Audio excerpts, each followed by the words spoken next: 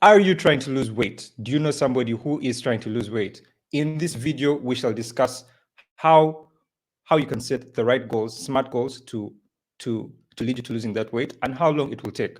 My name is Dr. Andre Ticket from Timnath Health. A mighty welcome to this video. If it's your first time here, mighty welcome. If you're always joining us, thank you very much for supporting us. Another way you can support us is just to hit the like button or the subscribe button just at the bottom of this video. Yeah, it helps YouTube push this video to more people, and it supports us while helping other people also learn quite a bit. All right, so let us talk about it. Weight loss. Weight loss can be a daunting task. Couple of people who I meet in the consultations come in, say it's a woman, she's at 130 kilograms.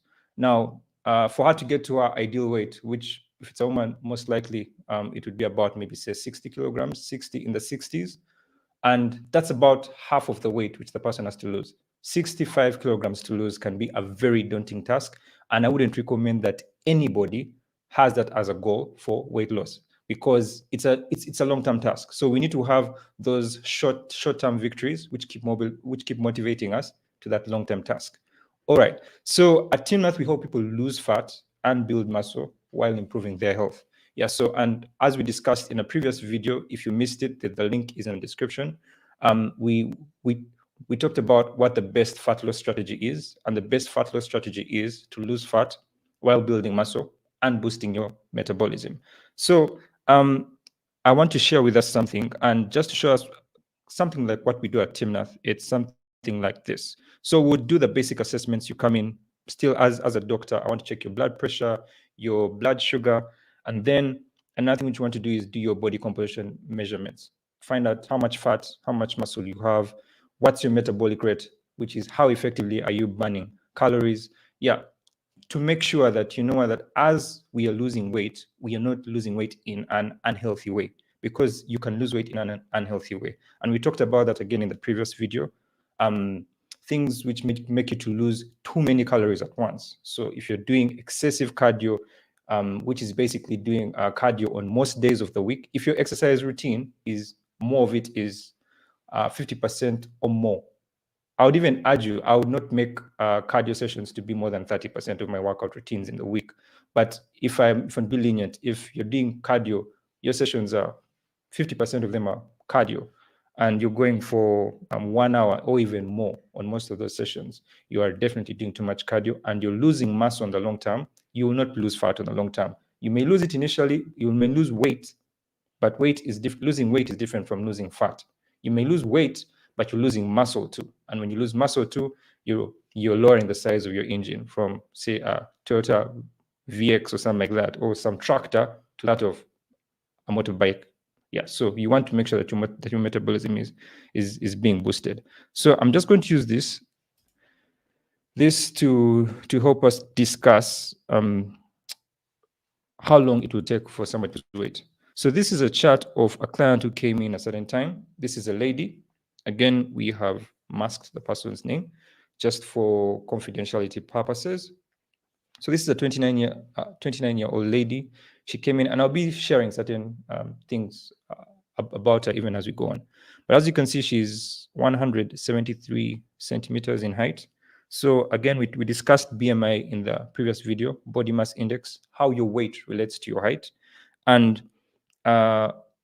she came in at 121 kilograms. So her body mass index was 40.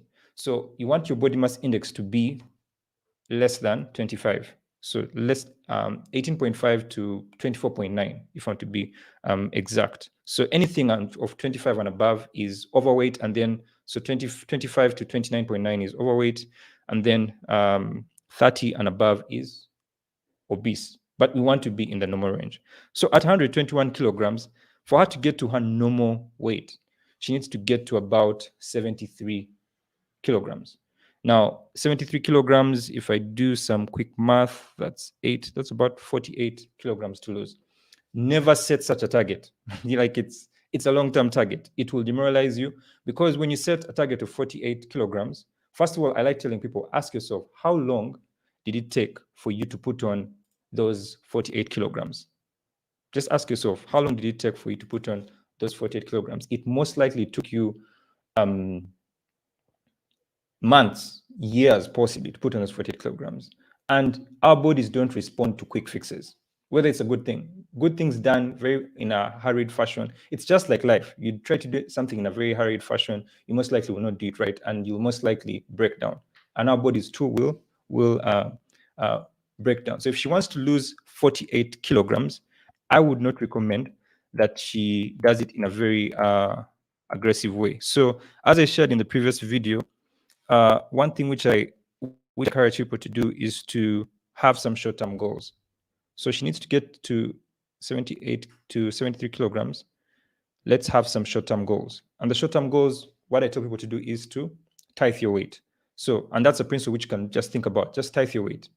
Focus on losing a tenth of your weight. Why? From a health perspective, as a doctor, I know, and we know as doctors, that if you lose 10% of your weight, that's something significant.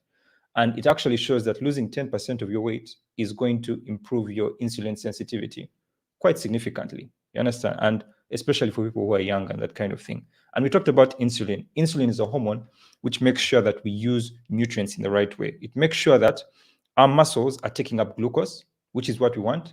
And then our fat cells are taking up a little less of that glucose for storage as fat.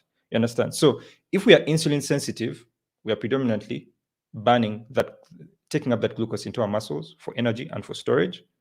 But if we are insulin resistant on the other end of the spectrum, which is the negative thing, it means that our fat cells preferentially are taking up the glucose and the fat and all that, and for storage. So we want to make sure that we're insulin sensitive. So if you lose 10% of your weight, insulin sensitivity improves. We talked about PCOS in a previous video. Again, you could just check up that video. We talked about PCOS for interest of the ladies and maybe the men who are married. Polycystic ovarian syndrome. And this is a condition which is characterized by a couple of things. Women get certain male-like features, so hair, a male pattern form of hair. So, and on the chin, mustache, that kind of thing, on the legs and that kind of thing. And then they also have infertility issues. So they are not able to conceive. And then you also have these ladies actually being insulin resistant. So it actually shows, the studies actually show that if a woman who has PCOS loses 5% of her weight, she will actually, her chances of conceiving are actually high. Her periods can actually reappear if she hasn't been having them. I actually had a client who lost about 5 kilograms. At that time, she was, I think, 100, in the lower hundreds, I think about 105. She lost 5 kilograms and her periods came back, and her periods appeared, which is a good thing. So that's why I go with 10%. And healthy weight loss is 0.5 kilogram to 1.5 kilograms lost per week. So if we go with, like in our case here at Timnath, we have an 8-week program. And if you're interested in that, you can just go to the website. I think the banner down shows the website, www.timnathhealth.com.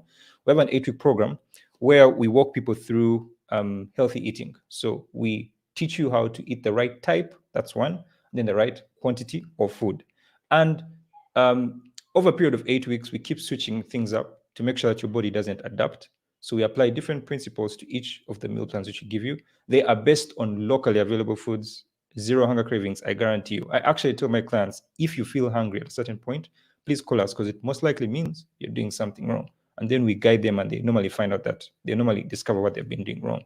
So we walk you through that program in 8 weeks. So if the healthy weight loss is 0.5 kilogram to 1.5 kilograms lost per week, in 8 weeks, somebody who is actually adhering to a program can actually expect to lose 8 times 1.5, which is 12 kilograms. But remember, that is more for really obese people. The smaller you become, the less weight you have when your body tends to resist fat loss, because the body knows that fat actually is a useful thing. It's stored energy, but we just don't need excess stores. So for people like this lady who's 121 kgs, she can actually lose up to 12 kilos in 8 weeks. Typically 9 weeks, in 6 weeks, I see these people who are this weight, who are morbidly obese. I see them losing up to 9 kilograms if they adhere to the program well. Yes, so 8 to 12 kilograms could be lost in 8 weeks, which is 2 months. So I like saying, to lose a tenth of your weight, at the most, you can actually achieve it in at least 3 months. So in 2 to 3 months, you could lose 10% of your weight. So as we see, If she loses 12 kilograms, 12.3 kilograms, she would be 109. And that would be the goal. And then at 109, we again reset another goal. We say, okay, you know what? Let's lose another 10% of our weight. Let's tithe the weight again. So we get another 10 kilograms off, for example, she'll get to 99. And then we say, okay, fine. At 99, let's tithe that weight again. So let's get off about maybe 9 kilograms. We'd get to 90. And then at 90, we reset another goal. But remember, all the while as she's losing this weight, you're actually noticing it. Your clothes are not fitting. Yeah, you'll have to spend more on either spend more on new clothes or spend more on your tailor. Yeah, more power to the tailors. Yeah, that kind of thing. So 90 to 81, another 10th off. And then at 81, you can see her body mass index is 27. In the previous video, I said that body mass index is not the best way of estimation of somebody's health and fitness, but it's a good tool. It's a basic tool. Anyone can do weight and height at least. So that's a good tool, but we should move on to body composition really as a bare minimum. That's a much better way of determining someone's fitness status. But at body mass index of 27, that's a good sign. And remember, all along, we wanted to be losing fat and not muscle. That's the importance of doing body composition measurements also. So at 81, she loses another 10th, say 8 kilograms. She would get to 73. And as you can see, she's now at her normal weight. Now the question is, someone will ask, so how long does this take? Again, now to take us quick to the question which we asked, how long will it take for somebody to lose weight? So again, the answer is, first of all, it depends on what your original weight is. But the key is we don't want to lose weight too fast because we'll be losing muscle and that weight will come back. Because the things which make you lose weight very fast, so excessive cardio, juicing, extreme fasting, you understand that kind of thing, stress, chronic stress, which you're not managing well, you're not sleeping right, that's going to cause you also to lose muscle. So such things are going to cause you to lose weight quickly, but it will come back when you start eating normally. Because, for example, you cannot survive on juices and vegetables for the rest of your life. You need the macronutrients, your carbohydrates, your protein, your healthy fat. So depending on your weight, just keep tithing your weight, and each of those periods lasts 2 to 3 months. So then you can have a goal. You can say, you know what, fine, I am at 121 kilograms, but it's going to take me, let's calculate how many tithing periods we have. We have one here, then the 10 kilograms, that's 2, the 9, that's 3, the second 9, that's 4, and then the 8, that's 5. So those are 5 periods of 2 to 3 months. So 5 times 2 is 10, and then 5 times 3 is 15. So we're looking at 10 to 15 months. You understand? So like this woman would be able to lose this weight if she's consistent with a program. Again, remember, any program, whether it's good, however good it is, it's only as good as the person implementing it. You understand? Yeah. So if you're not adhering, yeah, it's a sacrifice which we have to put in if you want to make the gains you want to have. Just like if you want to get rich, work harder, work smart, and that kind of thing. Yeah. So you have to put in the work. But 10 to 15 months, that's about, we could talk about anything from 1 year to 1 year, 3 months. Basically that. And that's how you can know how long it will take. So again, if you're 80 kilograms, you can still do the math. If somebody was 81, if this one was 81, as when she started, she would just need one tithing period. Basically, actually one tithing period. She just needs to lose 8 kilograms and then she'll get to 24. So as you can see there, that would be just, actually for it would not even need to be even 3 months. You can lose 8 kilograms in 2 months if you really stick to the program.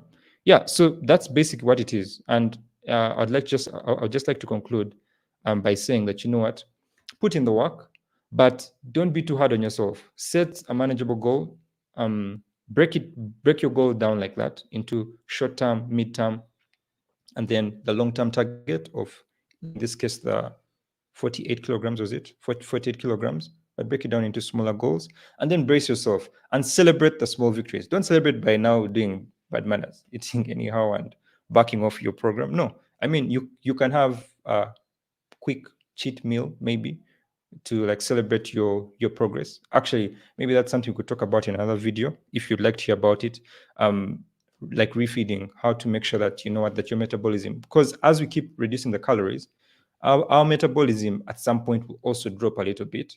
So we want to make sure that we boost it again. And that's the importance of keeping to cycle things. And that's where things like refeeding comes in. So if you hit your first target, you've lost 12 kilograms, please, you can go and have a cheat meal. Celebrate, you understand? Cheat meal, not a cheat day. I don't recommend it. Again, cheat meal and cheat day, I don't recommend cheat days if your weight is still high. If your weight, if you're quite low on the weight, you're in the normal body mass index, your muscle percentage is good, we could possibly do a cheat day and it will not affect you. But a cheat day may affect this lady if she's at 109 kilograms. She does a cheat day, it could set her back a bit. But a cheat meal and then get back to work. Yeah. As I don't know if Alexis, if any questions, you will just check. But again, body composition is important. We covered this in the previous video, so I will not dwell too much on that. But we want to know, as you can see, this woman's fat was high, 58%. Her visceral fat, the fat around internal organs, which puts at risk of high blood pressure, diabetes. It shows us that this person could actually be insulin resistant, or insulin resistance is developing. It shouldn't exceed 9. So this kind of woman, yes, women typically don't have a lot of visceral fat deep within. They normally have it outward. So a woman who has visceral fat of 9, I'm concerned. And then her muscle percentage, as you can see, was very low. And this particular lady, the reason why her muscle percentage was low was, one, she did extreme diets. She had done juicing at some point. She had another thing which she had also done was excessive fasting. So she wasn't eating enough. She was eating low protein diets. Yeah, and in this case, she wasn't actually doing much of cardio. It was really that. And then she wasn't sleeping right. Yeah, her sleep was, she could not, wakes up at 3 a.m. or she has to stay in bed up to 2 a.m. to sleep. So she's sleeping for fewer hours. Most likely cortisol levels rise, you lose muscle, you gain more fat around your abdominal area. And as you can see, her body age was also quite high. 29-year-old is burning calories at the rate of a 64-year-old. That definitely is a problem. We want your metabolic age, your body age, to be either your actual age or even slightly less than your actual age. That's a good thing. All right. So, are there any questions? All right, guys. So thanks for tuning in for this video. Once again, if you like the video, yeah, just hit the like button, share it with a friend, help somebody out, and subscribe to the channel. We'll be posting more videos like this. All right. So once again, it's Dr. Andre Etiquette from Team Health. I hope you enjoyed this. Take care. Have a nice weekend, and peace.